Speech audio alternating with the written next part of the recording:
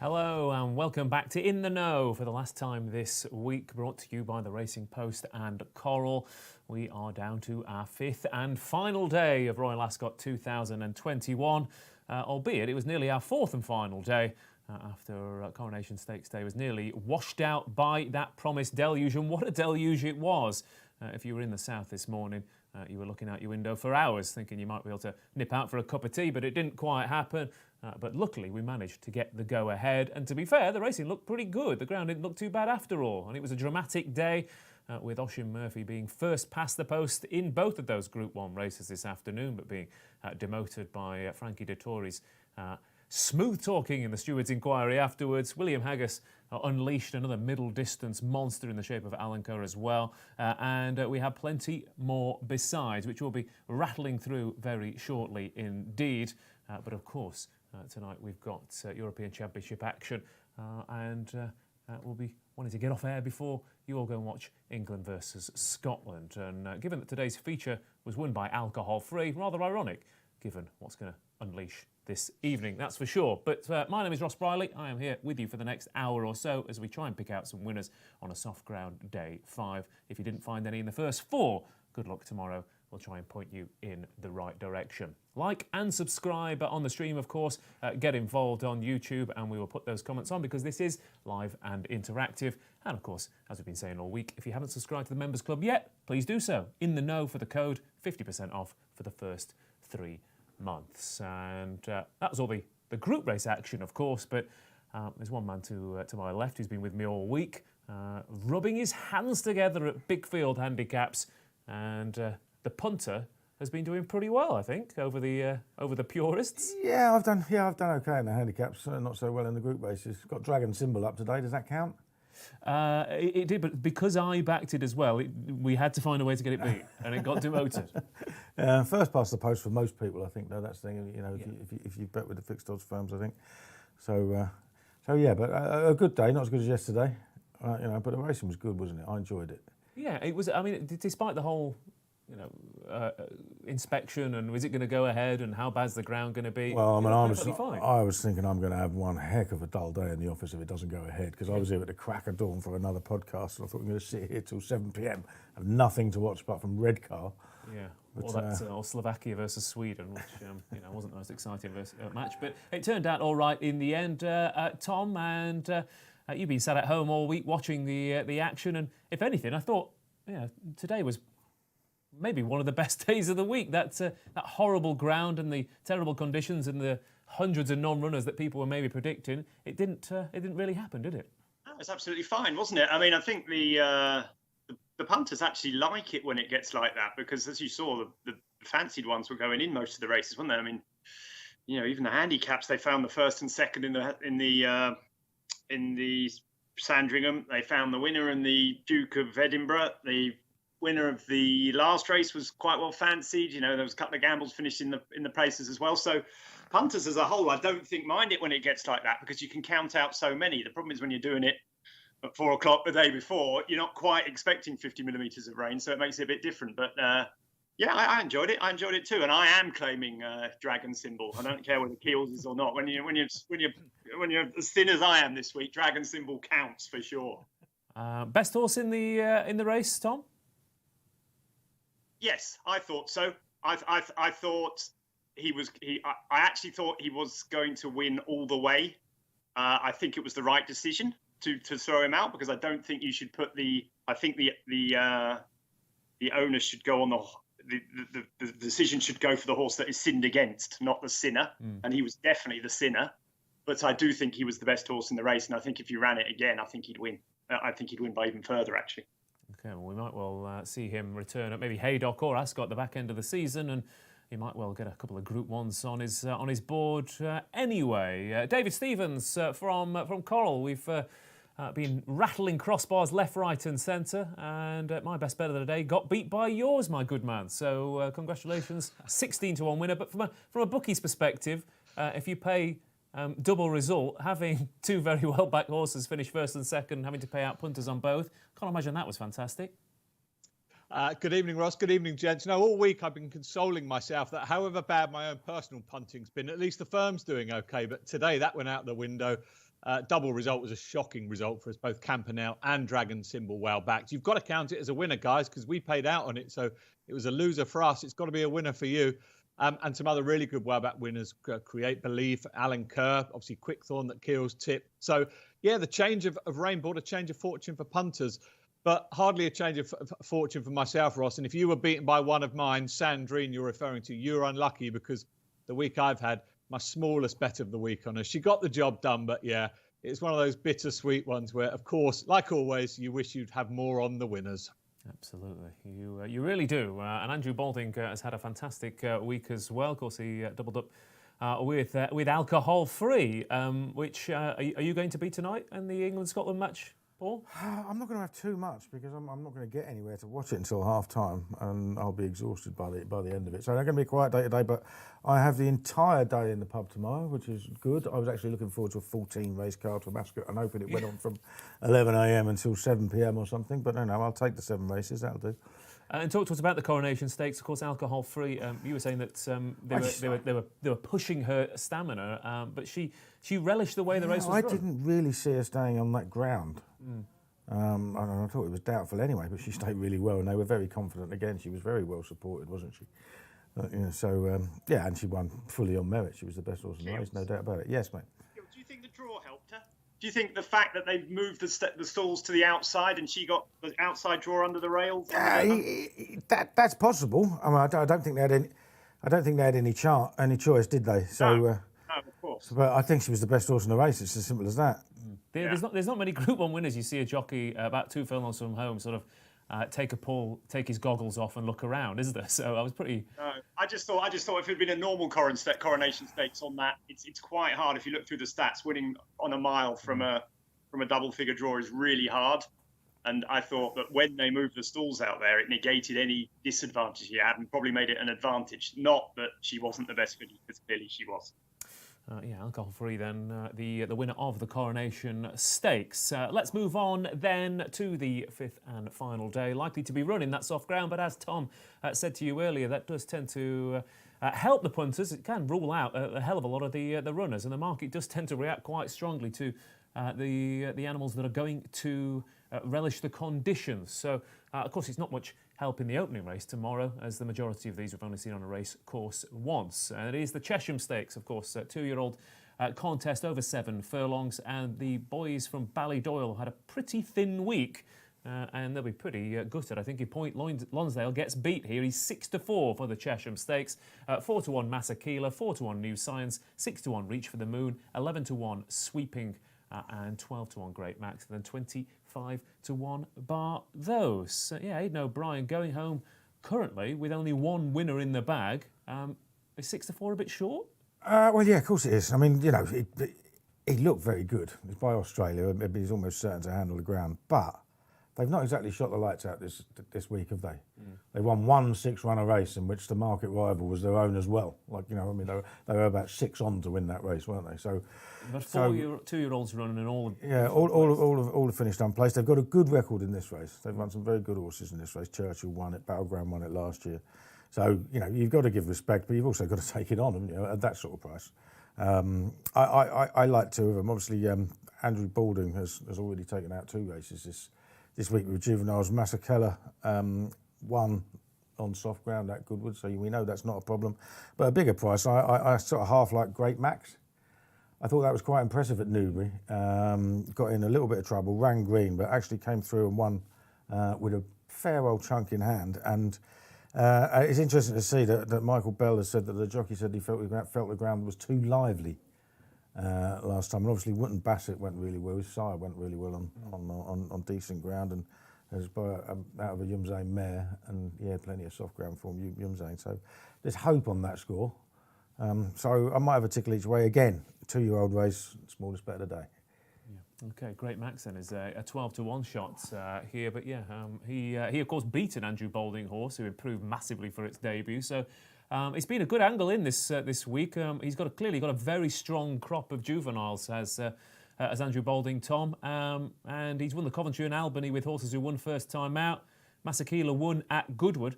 The form didn't look up to that much, but obviously you've got to expect a huge step forward, haven't you? Yeah, absolutely. Nothing wrong with Masakeli. Only thing is, he's 4-1. The Sandrine was 18-1 today, and and Berkshire Shadow was 20-1 into 11. So you're taking a bit of a shorter price here. I think this might be the best 2-year-old race of the week. Actually, I think there's lots in there you could fancy. New Science and Reach for the Moon are very well bred horses from Godolphin and John Gosden's Yard. Sweeping ran second to Darbab, who I thought was unlucky in the Coventry. I'm with Keels. I've tipped and backed Great Max. I was impressed with him at Newbury. His pedigree is one of a soft ground horse. Quite a few Wooden Bassets like to give him the ground. There's a few running tomorrow. I quite fancy a few of them to run well, the Wooden Bassets. And I think Michael Bell does quite well with 2-year-olds here. The Learjet won last year, won the Norfolk. I just think Great Max is going to run well. I think he'll like the ground, and I think his Newbury performance could be easily as good as any of the others. So at 12-1, I think, if he was trained by Gosden or Godolphin or as an Aidan Brown horse, you'd be getting 5-1, 6-1. But because he's not, he's a 12-1 shot, and I think that's the value in the race for me. Okay, so we're going to throw one more in as well, and that's Sweeping, who finished second to Debab. The first 5 home, the first one held up, third was slowly into stride, the fourth was dwelt, the fifth slowly into stride and rattled home. Sweeping was there on the speed, kept going and got beat clearly by a Class 2-year-old, so he could be interesting. So probably is quite an open race this, David, but as ever, Aidan O'Brien training a short price favourite for the Cheshire. Yeah, and it is extraordinary, really. Only one winner so far this week, but equally you wouldn't be surprised if they came in and won this, beautifully bred, as Keel said there, by Australia, so you'd think he'll have no problem on the ground or the trip. But he is relatively weak, 6-4 out from 5-4, and that's because of the form of Aidan's runners, and also because the money has come from Masakela for Andrew Balding, given the week he's had with his 2-year-olds. Won well at Goodwood on soft. I mean, the horse that was second that day, you alluded to, the form wasn't up to much. He was a big price and well down the field in the Coventry. But I think there's a feeling down at the yard that obviously they've had a great week anyway, but this Masakela is one of the more highly regarded 2-year-olds anyway, and actually owned by an old Coral finance director, an old boss of mine. So they'd never forgive me. They'd never forgive me if I tipped him, actually. So I better not tip him, but I just hope he runs well. Very well then. Masakela is a 4-1 shot with New Science, 6-1 Reach for the Moon. Those two tied in with that debut form.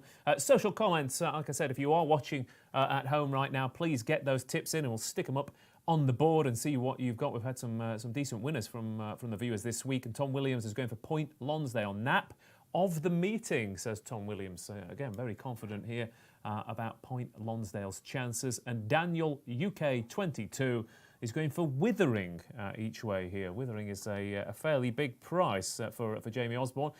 Price Withering, David? 33-1. So yeah, Daniel UK 22 really firing one out there. 33-1. Yeah, so a horse came from absolutely God knows where on debut to get beaten a nose. So he was a little bit of an eye-catcher. Opening tip in the Cheshire, Paul. Yeah, Great Max for me. Great Max. Tom? Yeah, same. Great Max. Okay, and I'll go for Masakela with a saver on Archie Watson's Sweeping. And David? I hope Masakela wins. Okay. I think we know the second, Ross, don't we? Masakela. Absolutely.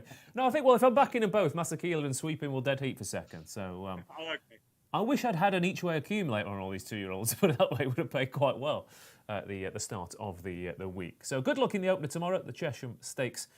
And we're going to move on to the Jersey Stakes, which has got an absolutely huge field this year of really nicely progressive types, some dropping down in trip and grade, some stepping up in trip and grade. It's a lovely mix and a meeting in the middle here as 7 furlongs in bad ground go to post, and the Jersey Stakes just waiting for the betting to come up on my screen, but it's not. So, okay, David, I'll come to you for the betting. Tell me the betting in the Jersey Stakes, please. Creative Forces, 5-1 favourite for Godolphin. Mutasabek is 13-2. It's 7-1 Khartoum, 8-1 Naval Crown. And they always used to say, if you think you got more than one Derby horse, you probably haven't got one. But Godolphin here really going for this Jersey Stakes. They got 3 in the race. This is our first price boost of the evening. Godolphin to win the Jersey Stakes. Creative Force, Naval Crown and Storm Damage. You can have 9-4 from 7-4. If you think the boys in blue can win the Jersey. Okay, there we go. The betting is up there. Boys in blue, yeah, Creative Force. Storm Damage was very impressive at Kempton, and Naval Crown dropping down from the Guineas. That's our first price boost of the day. The Jersey Stakes, Tom, there's two ways to play this race often. It's those improvers coming up from handicaps and listed company, or you often get horses who didn't quite cut it in those early season Guineas who drop down for an easier assignment. Which of those two angles do you like the look of this year? I don't think mine fit either of them, actually. What else have you got? Throw us a curveball. Yeah, I mean, I wanted to play a price in this. I mean, look, watching that last race today, now, obviously things have changed all week, but Marco Gianni was in trap 1 and he made a beeline for the rail. Now, he won the Hunt Cup earlier in the week, and he came on afterwards and he gave an in-depth discussion about why he wanted to be on the far side and why he stayed on the far side, and how I thought so the fact that he made this beeline for the stands rail made me think that he thought that the ground was much quicker under there. That's the way it has looked today. It's looked as though being on the far side has been a nightmare. Now, that can change. Of course it can. We know it can change. But I thought the best pace was with the high numbers with these. I thought Memento was in 13, and another one, which I can't remember, was high as well. But I thought it might help the high numbers. And funnily enough, the favourites are all drawn low. And Mutabarsek's in 1 and Creative Flares in 4. Creative Forces in 4. And I thought that was the angle in. I wanted to play the high numbers at big prices against them. So I went for a couple at a big price. The top one, New Mandate. I thought he was one of the best 2-year-olds of last season. I don't know if he's going to like the ground. I have no idea on that, but he's just too big a price on his 2-year-old form. Yeah, I thought he was one of the best 2-year-olds. He won the Royal Lodge. He won the listed race, was it, at Doncaster beat 1 Ruler and Lana Cash and some good horses up there. I just thought he was too big a price. He shouldn't be 33 to 1 or 25 to 1 to win a race like this, not on what he showed last year. And the other one was Richard Fahey's horse, Rhythm Master, who was 3rd in the Morning last year, beaten a length and a half by none other than Campanelli. He loves soft ground. He's got to have soft ground. If you read Richard Fahey's comments about him, he says, you know, he ran him in the green at the start of the season to see if he wanted fast ground. Straight away knew he didn't want fast ground, and that this was the race. The 7 furlong Jersey Stakes was the race he was going to aim him at. He's got here. He's got his ground. He's not far behind these. I mean, he's, you know, on his 2-year-old form, he's right in there with these. And I thought from a high draw, him and New Mandate might go well at big prices. Okay, very well. A couple of big prices then. We'll get those prices from David in a second. But, Paul, I think Tom might have stolen a bit of your thunder there. Well, it's funny enough, when other people were talking about the other race, I thought, I haven't read what Tom's done yet. And I looked and I thought, oh, no. But then at the end of the day, I honestly think there are some horses, I mean, Tom will agree with this, there's some horses that if you don't tip them, you're not doing your job right, because they just stick out, don't they? And I thought New Mandate was one of those. I mean, I said to you yesterday morning, I mean, hang on a minute, look at this horse. 3 in a row last year, won the Royal Lodge at Newmarket and pulled hard early, still had plenty in the tank at the end. And it was just a really good horse. And then obviously you can forget that Breeders' Cup one when he was tailed. Don't worry about that.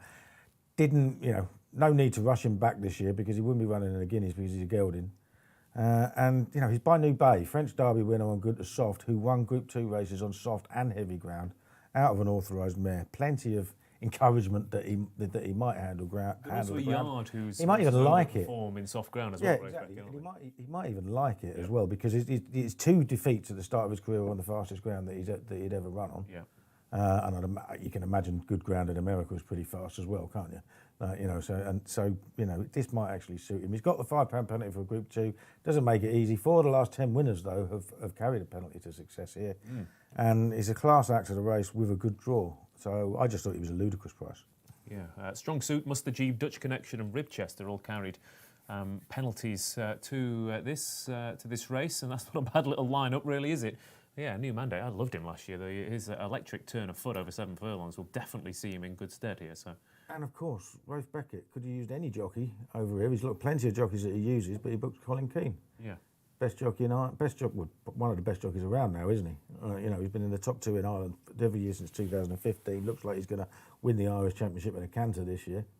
He's 20 odd ahead already. Eye-catching jockey book. Absolutely.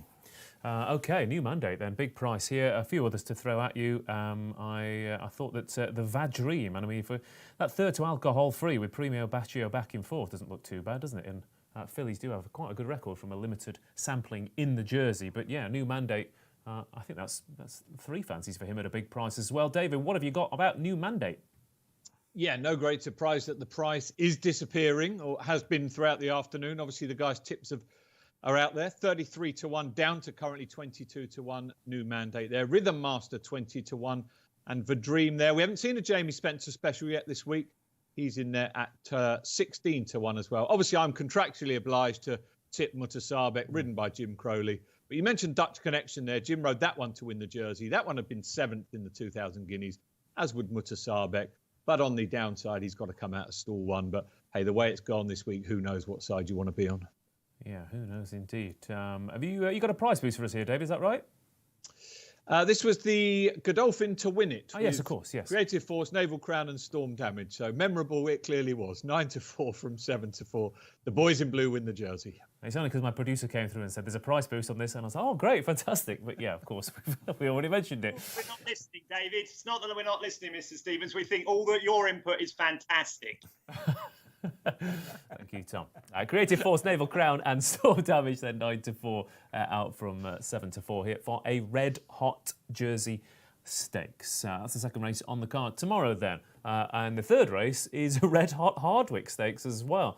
I haven't seen a lineup like this in this race for quite some time. And there are Group 1 class horses at sort of 20 to 1, very big prices. So this is a fantastic little race to get stuck into. No surprise to see a soft ground course winning filly Wonderful Tonight, though, being well backed. 4 to 1 favourite. Broom 9 to 2. Ilarab 11 to 2 with Alba Flora and Hookham.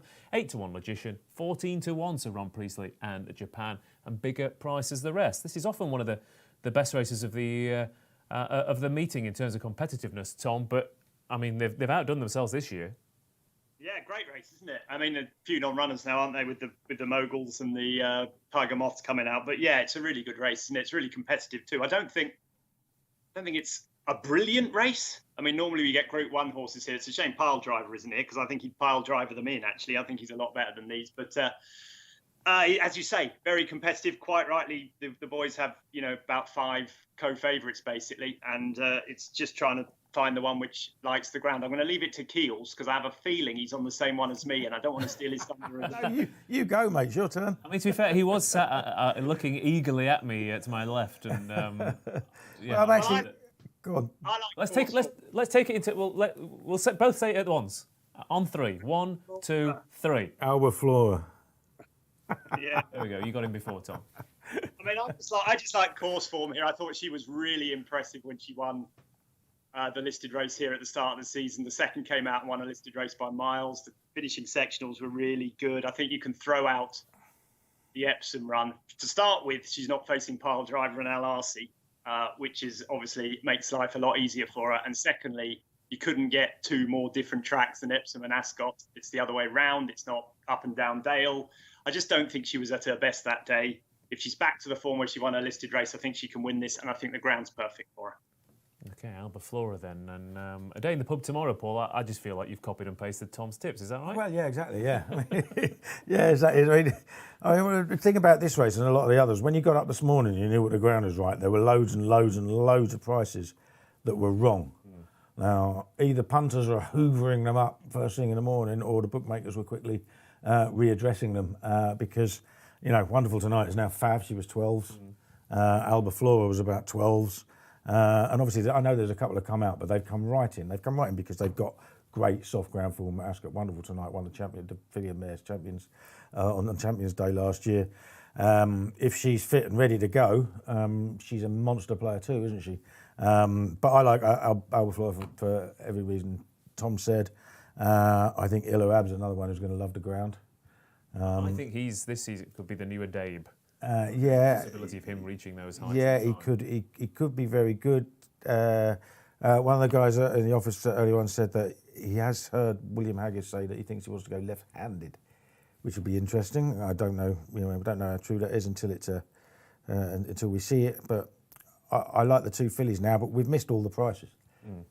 Have we? I mean, it sounds like you haven't. I haven't, no, but they can't help it. It sounds like you might be the one who were getting up at 5 a.m. this morning to back them. But Albaflora. I've been in the office since 7 a.m. Not for working purposes, for hoovering purposes. So you with Albaflora as well then? I'm with Albaflora, yeah. Okay, and Tom, you're with Albaflora? Yeah, I just prefer her to Wonderful Tonight. I think Wonderful Night Tonight is, people often think that just because she's on soft ground, she's going to be ready for this. She's been training. She hasn't had soft ground to train on. I doubt they would have been targeting her at this race, and I think she'll be improved a lot for it. If she wins this, then she seriously is an Arc de Triomphe candidate. Okay, it might be a Rafe Beckett each way double then for those two races, gents. He's only got two runners at Ascot tomorrow, New Mandate and Albaflora, and you fancy both of them, so it could be worth a look. David, just to check, you got 4 places up on here. How many runners have to come out before you revert to 3? Because that's looking very tempting. Yeah, well, after the day we had today, I'm surprised we're not already 3 places, but still 4 places at the moment. So hopefully we'll have no more non-runners. Kills was wondering when the price changes start to be made. About 2 minutes past 7 this morning, Kills. What time did you log on? I couldn't find my laptop this morning, so I was a bit later than that.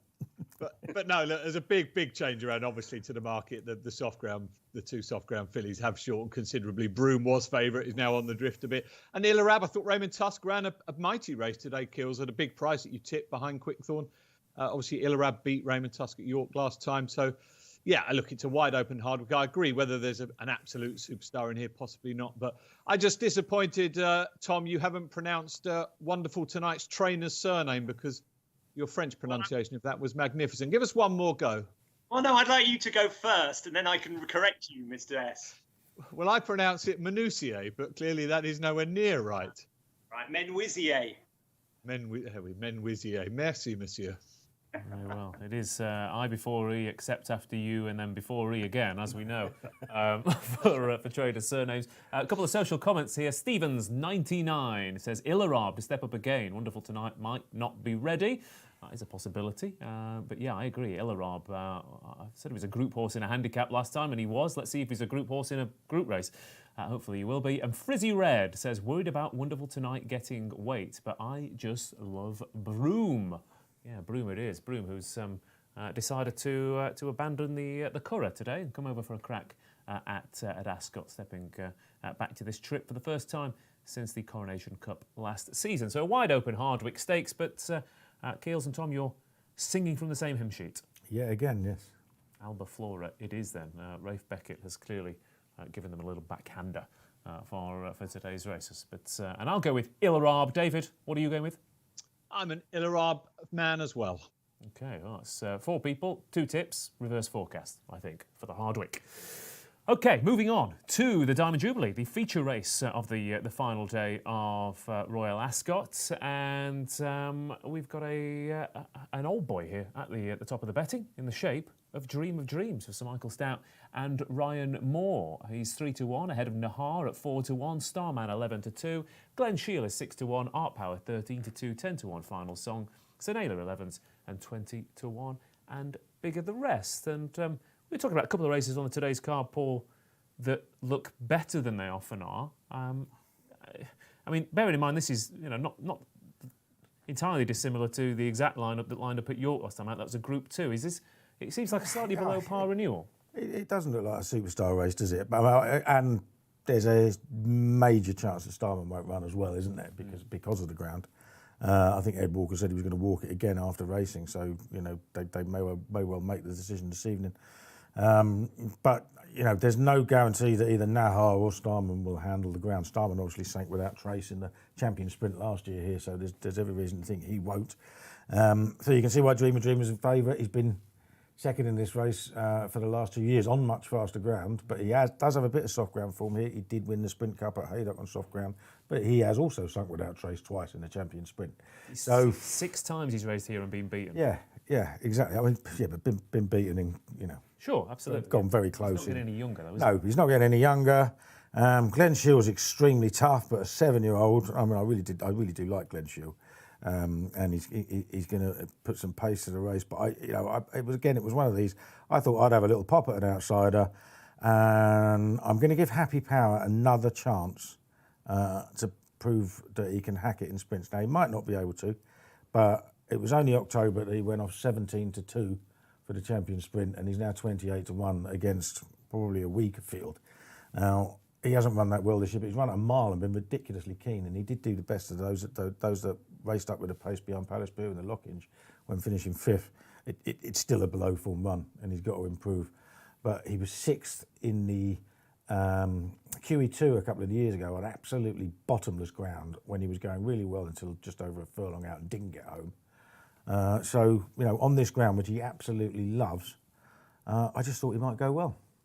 Yeah, he's a horse who often races over 7 furlongs on speed track, so 6 furlongs on a stiff track might suit him. Yeah, it might do. He's fresher, basically. He's fresher than he was last year. I mean, last year he went in the race and he went in at a relatively short price because he just bolted up in the Challenge Stakes at Newmarket 8 days earlier on soft ground.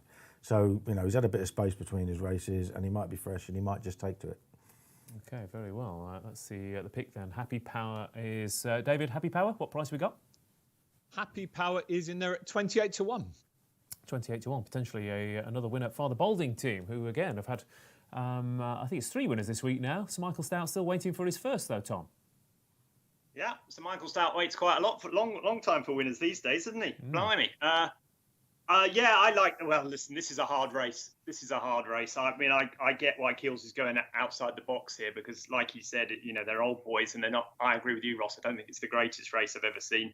I thought the other Power had a chance. He was so impressive in the Holyrood House last year, wasn't he? Art Power. He was in front of Happy Power the other day, but he's a much shorter price. It was a race I left alone. I quite like Senela down the bottom as well for Paddy Twomey. I think she is better than she showed last time she missed the break, or she got absolutely crucified at the start in a race she won and had to sort of come round the field. She gave a 5-length start. It's not that clear on the VT if you watch it, but she's one that I could see going well. But this was a hard race. I mean, I expect Dream of Dreams to win. Actually, I just think everything's come right for him. But like you boys have pointed out, he's a short price. Michael Stout hasn't had a winner, and he's been beaten in this race a few times before. So I fully understand the Happy Power. I left it alone. If and I will have a bet tomorrow, it will probably be on Senela. Yeah, Senela 11-1 was beaten behind Glen Shield, wasn't she? But that was as a 3-year-old, so she's got a bit of improving to come, which she showed last time out. Yeah, like I said, it's not the best race. I mean, Art Power at some point, surely he's going to get his act together, isn't he, Tom? Yeah, it's just whether he really is going to stay the trip. I mean, people were talking about him as a Nunthorpe horse last year, wasn't he? And when he ran in the Champions Day sprint, he wasn't coming home, was he? I know he finished 4th, but a few horses went past him in the last half furlong. That's where the Happy Power, angle comes in. I think Keels might be on one there. I think that's quite a good angle. He wants something finishing this race. Dream of Dreams does that. To be fair, he stays further and will finish off the race well. And I think Senela's strong at the finish too. Yeah, I was going to say. I mean, I know what you mean about Art Power, but he's ahead of Oxted, Lope Fernandez, Dream of Dreams, Happy Power, Senela, Starman, and Kate Byron, all on that Glen Shield. He finished 4th in that, of course. So I thought he'd have a chance, and also the German Raider as well. I thought could be interesting. Yeah, German Raider tend to like soft ground, don't they? The filly ran very well today. I think she got sort of kiboshed by the draw a bit. She had a good draw and that turned into a bad draw, but she ran really well. I thought coming to the furlong pole, she might hang on. So yes, these German Raiders are always underrated. I think he's been over before. I quite fancied him for the July Cup last year, and he ran okay without looking a world beater. But I think the ground will help him. I think he might run better this time. Yeah, I watched that race back. I wondered as a 7 furlong group winner whether 6 furlongs on the July course was a bit too quick for him. Maybe this would suit him. Okay, so an open Diamond Jubilee, if not a vintage one, David. Has there been any market moves? Have you got any interest from the betting to throw us? Yeah, I mean, look, the problem we have here is, as Keels has said, both Starman and Nahar are probably unlikely to run. Certainly Starman's looking pretty unlikely, so there's going to be a fairly big change there. Namus, is it the German horse? Big price, 40-1 there. 28-1 Happy Power, so a couple of big price ones there. But we do have another price boost on this race, of course. We've got a few old boys on this panel, and there's a few old boys in this race, of course. 3 7-year-olds, Dream of Dreams, Glen Shield and Summergan. If you think the old boys can win this, was 5-4 out to 6-4. So you get 3 of them running for you. And in Glenshiel, I think you've got a major chance anyway, because he will love the ground. And few will begrudge Archie Watson a Group 1 winner here this week after Dragon Symbol this afternoon. Yeah, absolutely. Could have been gunning for a Group 1 double. The one and only 7-year-old to win this race was Cape of Good Hope several years ago. So the old boys do have a chance in what looks a fairly modest renewal. 6-4 then from 5-4. Paul, what wins it? Just remind us. Happy Power, hopefully. Happy Power. And Tom? I don't know is the honest answer to that, but I'm going to have a few quid on Sonela. Okay, I'll go for Art Power with a saver on Namos. I do think this will suit. And David at home? Glenshiel for me. Glenshiel for you. And Thomas Cooper, watching at home as well, says Art Power has been laid out for this. Ground now in his favour. Fill your boots, says Thomas Cooper. There we go. He will be filling his boots. Good luck, Thomas, with that. The Diamond Jubilee Stakes then, as ever, the racers now take a big field tricky approach. But I think the man to my left is, if anything, he's not bothered about those first 4 races. He's waiting for 26-runner handicap. So it's the Wokingham Stakes. That's what we're looking for here. And King's Lynn is the favourite here at 9-2. Rohan 5-1. Pendleton 8-1. Fresh 8-1. 9-1 Desert Safari. 11-1 Punch Bowl Flyer. 14's Chief of Chiefs. And Aberama Golden. Bigger prices the rest here. Yeah, 6 furlongs on heavy ground. 26-runner sprint handicap. This is often an absolute nightmare for punters. But there are a couple of obvious ones at the top of the betting who, form line-wise, what are they doing in handicaps? Yeah, well, this is it. I mean, my strategy for this is have a tenner reverse forecast, King's Lynn and Rohan, and then back 3 rags each way. I can't bring myself to bet a horse to win at 9-2 with a 26-28 runner sprint, but King's Lynn, with any luck in money, would have finished second in the King's Stand. Rohan beat Dragon Symbol at Haydock last time on heavy ground. And not flukily either. Not flukily, no. Dragon Symbol's form's pretty good, as we know. He thrashed significantly earlier in the season. He just won the 5 furlong sprint here. So, it would not be a surprise if the pair of them pulled 5 or 6 lengths clear, even off high marks. I mean, King's Lynn's officially £7 well in without. Sorry, I think it's 7. Might be £5 well in. No, it's £7 well in without Tuesday's race coming into account. It wouldn't surprise you at all, but I like backing outsiders. There's extra places on here. How many places are Coral's giving? David? You can have 6 without half a dozen places. I can try and fill 3 of those. I have backed 3 outsiders. I put two in the paper tomorrow. One of them's Air Raid, 6-year-old, running off 97, just £2 higher than for his last 2 wins. But he won a fair race at Haydock and heavy ground last year. He's won 5 of his 8 starts when the ground's been soft at 6 furlongs. And he won the Scottish Stewards Cup as well at Hamilton 2 years ago on the heavy ground. And he travelled well for a long way at Haydock before getting tired last time, so I think he will run well. I know I'm going to steal Tom's thunder here because Ropey Guest is one of ours. I saw you tip that. I couldn't believe it. How could anybody else go for a horse that never wins? But he's a bit of a cliff horse of mine. He's finished 4th in a Jersey on soft ground. He's finished 6th, only beaten just over 2 lengths in the Victoria Cup on soft ground. He ran down the field 12th, I think he was, in the Buckingham Palace, but he was only beaten 2 lengths on his side, finishing 4th that side. So he's run really well. He wants soft ground. So he's going to run on from 20th to 6th, isn't he, at the death? That's right. Yeah, exactly. It'll be somewhere. He might be outpaced. He's another one that might not face up to 6 furlongs, but it might just lots of these big sprints end up being won by horses who get 7 furlongs well because they're such lung bursters, aren't they? So with a bit of luck, he'll go well. And I haven't yet backed Snazzy Jazzy, but I might have to throw away a few shekels on him. Now he's been sold out at Clive Cox's yard for 17 grand. It'd be some performance from Lawrence Mullaney to Woking win with him first time out. But even on 107, he's well handicapped on his best form. We've got Laura Pearson on, who's had a winner this year. Could have done a little bit better on Dream Composer, I suppose, today. But at the same time, she's very good and well worth a £5. And Snazzy Jazzy has only lost once at shorter than 7 furlongs when the ground has been soft, and that was only by a neck. So he's got some cracking soft ground form to his name. Okay. Yeah, speaking of ropey guests, Hey Jones, he won this last year. Horse who was beaten, I think, 16 lengths in the Buckingham Palace, and then came back several days later and won it down the middle. Kate Byron stayed a mile, Bacchus stayed 7 furlongs, so it can suit one of those horses. But ropey guest, Tom, he's who knew that after 29 runners in this race that you both go for ropey guest? The thing about it, Ross, I think, is that 7 furlong and a mile races are normally much stronger than sprints, I think, because you get your Gosdens, you get the better bred horses running over 7 and a mile. You get your Gosdens, your Stouts, your Berrians, and all those type of people run their horses over 7. They're scared to run around sprint. I don't know why they don't run more. They often tend to run over it. And I think the 7 furlong and a mile races are stronger.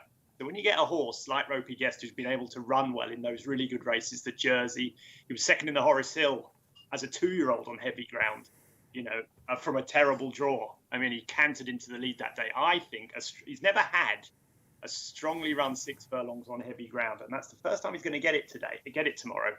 And I think he's got. I mean, I'm not worried about his ability to lay up. If you watch the Buckingham Palace race from Thursday, he was almost in front with a furlong to run on his side. It was him and Symbolize. We know Symbolize is a very good horse.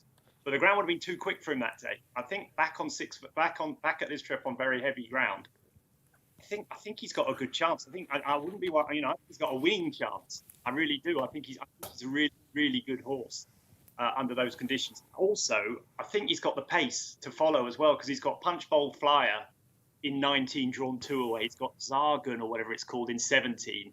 And I wonder whether they're going to go left. And because if I was riding Punch Bowl Fire and Zargan, I would go left to take the race away from King's Lynn and the other one at the head of the market, Rohan.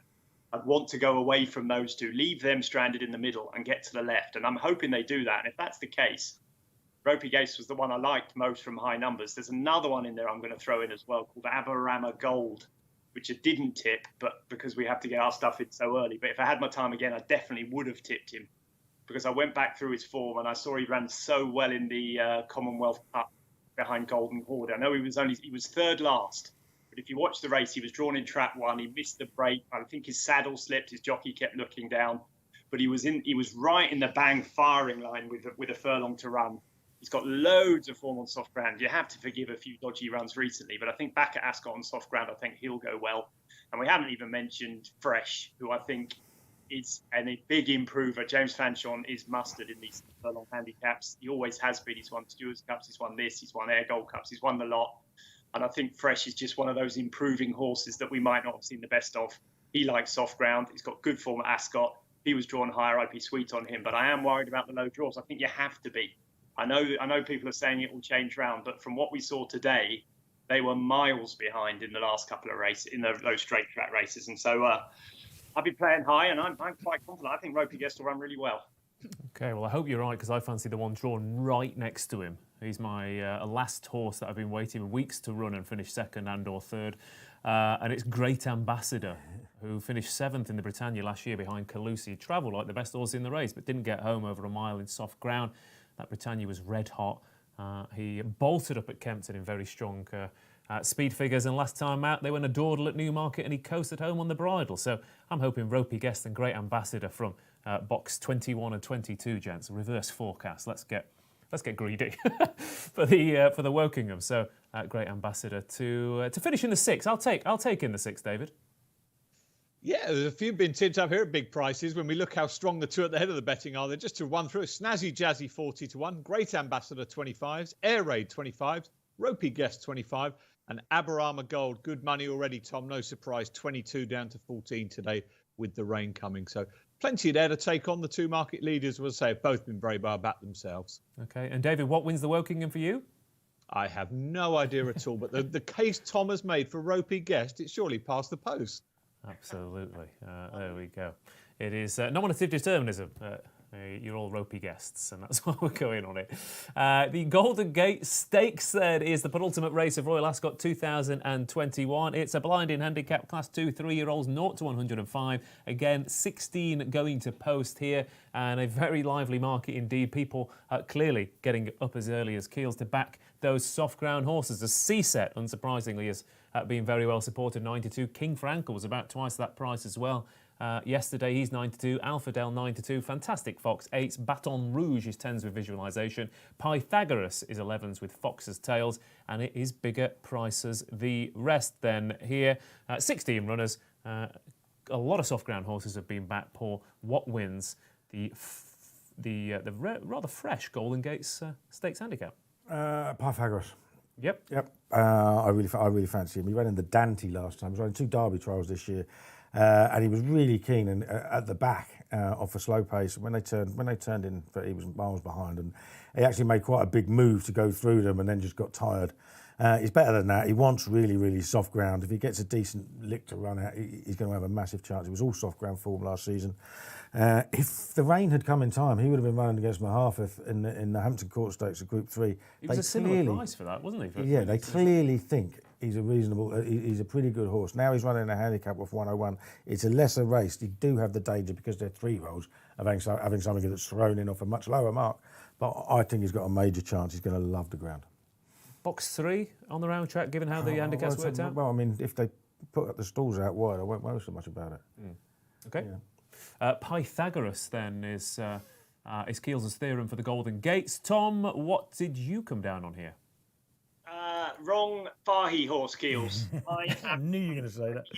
I have had my biggest bet of the whole Royal Ascot, and I backed him before I even knew he was in. He got in at the last minute because there was a horse pulled out, C-Set.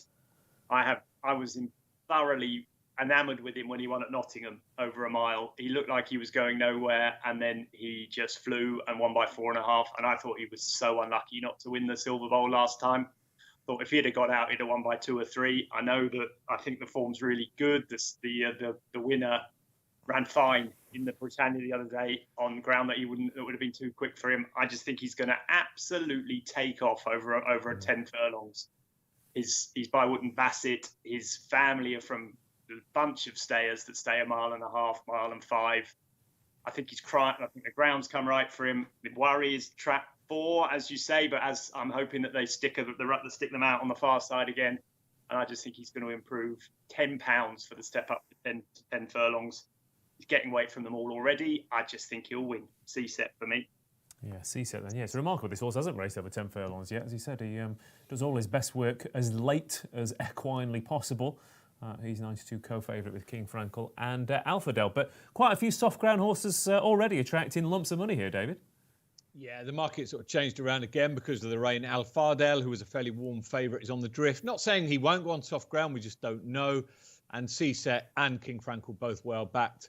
And there is money for Pythagoras at a bigger price through the day as well. So it sounds like it's the Fahy forecast.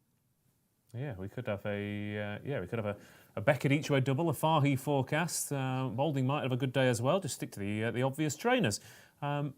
Just a quick shout out, a price for River Alwyn, David. What price is he? 18 to 1. On the drift was 12 to 1 earlier this afternoon. Yeah, he's. David, what price is Glentanius? Glentanius is 22 to 1, Tom. Yeah, quite. I thought he'd run well. He's like Glen Eagles. His horse is like soft ground, and he's going to improve a lot for the step up to 1.25 miles, 2. I wouldn't rule him out. Yeah, and you nearly caught with the Brian Meehan handicap the other day, Tom. So that's the Golden Gates handicap. Then quickly reiterate your selections, Paul. Pythagoras it is. Tom.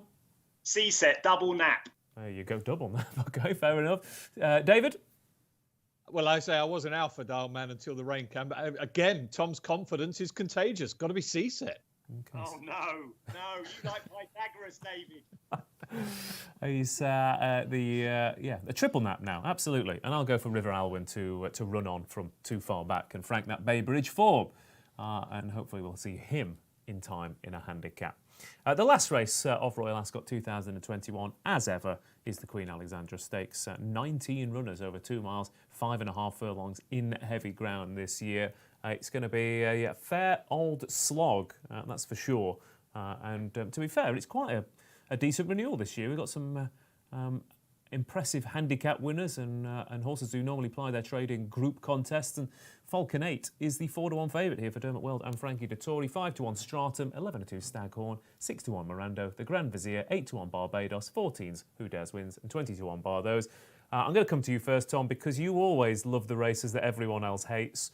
So surely you've got to be a Queen Alexandra fan. It's going to be more like the Ida, isn't it, than the Queen Alexandra, than a flat race. This, yeah, I do like it. I like these staying races. I like races that the other people don't like looking at.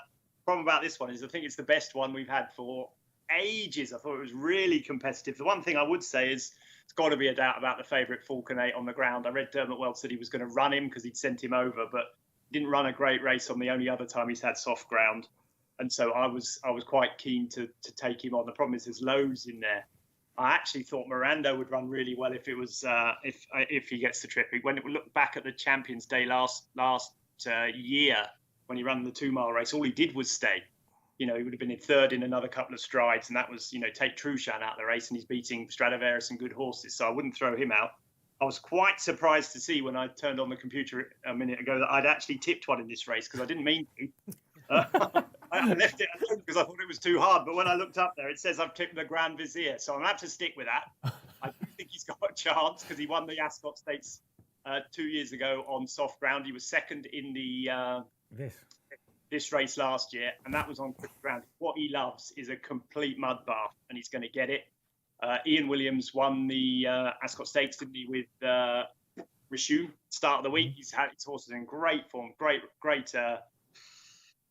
record at this meeting. But if you fancy him, I suppose you've got to throw Staghorn in there as well, because Staghorn beat him hollow at Goodwood last year. The only thing I'd say is that this track is the Grand Vizier's track. So I'm hoping he can turn the tables on about £11 better terms and take out the weight for age. Yeah, Ian Williams, of course, has a good line with stayers as well. East Asia, of course, has been bolting up for that yard as well. The Grand Vizier for Tom. Paul, what wins the finale? Yeah, no, as soon as the rain came, I was all over Staghorn. He won his last 3 last season from the front under Holly Doyle. There were a few better jockeys from the front than Holly Doyle. In 2 of those were on soft or heavy ground. The first one, he absolutely thumped Trumpet Man by 10 lengths. Trumpet Man was only 3 lengths or so behind Falconate in the Chester Cup last month. And then it was Pontefract, Tom. It was Ponty that Staghorn beat the Grand Vizier. 2 mile 2 furlong, heavy ground, made all unchallenged, 9 lengths. Now he was getting £9, I think. So that brings them close together. But he loves the ground. He stays forever. He's going from the front. He's going to win. All right, there you go. It's a confident selection indeed for Keels in the finale, and I'll go for Stratum, who is a proper soft ground stayer in these kind of events, and William Mullins and Ryan Moore. They went very close indeed. They'd gone even closer if William Buick hadn't broken the rules on the winner, of course. So Stratum will have a chance in the Queen Alexandra. And you've got one last price boost for us, I do believe, David. Yes, this is our final day favourite, although unfortunately Broome is no longer favourite. But any 2 of these 3 win, Point Lonsdale, Broome or Kings Lynn, was 9-2, out to 6-1 there. But as I say, Broome has somewhat ruined my final day favourites headline. I thought you were going to say 2 of these 3 to go off favourite, I think, given Broome's drifted. But what wins the finale as well for you, David? Keels has stolen my line, Staghorn all the way. So I'm not being talked out of this one. All right, Staghorn it is then. I love how my last race smash out has just been ruined, hasn't it? Yeah, I love how the sponsor is taking on the role of a curse on everyone else's bets. Especially as you've probably had more winners than I have, David, I'd say. So it's nice to dodge a bullet or 2.